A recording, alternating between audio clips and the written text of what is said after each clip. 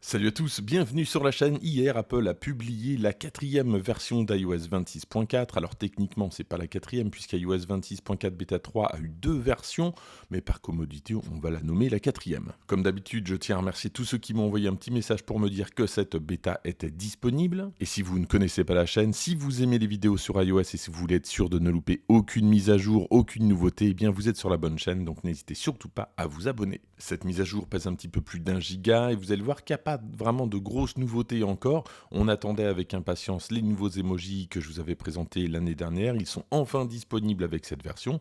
On va les redécouvrir très rapidement. On va jeter un petit coup d'œil du côté du numéro de version puisque c'est important. Ça nous donne souvent une indication essentielle quant à la sortie de cette version. Donc vous voyez, le numéro se termine par un A. Je pense que la version finale devrait être disponible pour tout le monde autour du 30 mars. La principale nouveauté de cette mise à jour, évidemment, ce sont les nouveaux emojis. Alors je vous les ai disposés un petit peu partout en fond d'écran en permanence. On a donc un coffre au trésor, une ballerine, un nuage style BD qui symbolise le conflit, un yeti, un éboulement, on a également une orque, un trombone et puis un visage déformé pour sans doute symboliser un petit peu l'étonnement ou la confusion. Donc voilà, c'est sympa, mais avec les Genmoji, on peut personnaliser son propre emoji avec Apple Intelligence. L'avantage de ça, c'est que c'est relativement standardisé, puisque c'est le consortium Unicode qui a défini ces nouveaux emojis, qui les a choisis.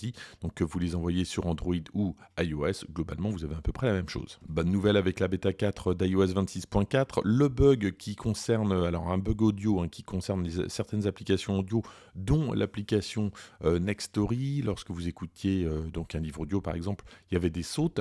Avec cette mise à jour, donc c'est enfin corrigé. On l'avait depuis la première bêta d'iOS 26.4, c'est corrigé, mais évidemment, ce n'est pas la seule application qui était en cause. D'autres applications d'audio étaient touchées, donc c'est corrigé avec cette bêta. Lorsque j'ai lancé l'application musique pour la première fois, j'ai eu cette splash screen. Alors je me suis dit, chouette, on va enfin avoir cette nouveauté disponible aux États-Unis qui permet de générer une playlist avec Apple Intelligence.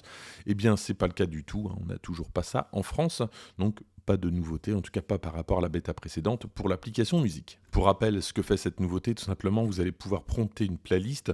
Je veux des titres de pop britannique des années 90 et ça va vous créer donc une playlist automatiquement.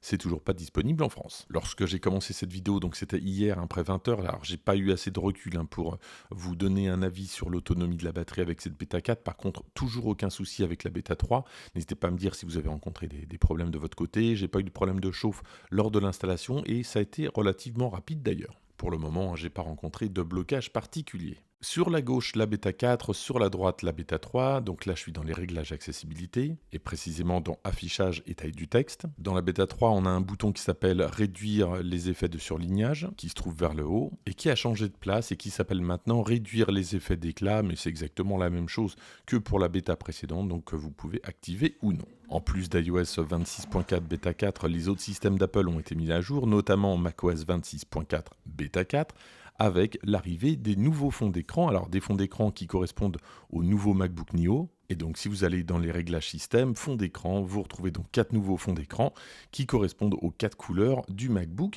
Et donc même si vous n'avez pas de MacBook Neo, vous allez pouvoir donc les utiliser et c'est plutôt sympa. En tout cas, je reste vraiment fan du produit, en tout cas à ce prix-là. N'hésitez pas à me dire dans les commentaires si vous l'avez commandé et puis quelle couleur vous avez pris. Voilà ce que je pouvais vous dire donc sur cette bêta 4 d'iOS 26.4. Vous l'avez compris une fois encore, on n'a toujours pas de Siri 2.0. C'est bien dommage. iOS 26.4 s'annonçait vraiment comme une grande mise à jour, mais sans Siri 2.0, forcément ça perd un petit peu de son charme. En attendant, n'hésitez pas à liker cette vidéo, à la partager, à vous abonner, et moi je vous dis à très bientôt pour d'autres vidéos sur iOS.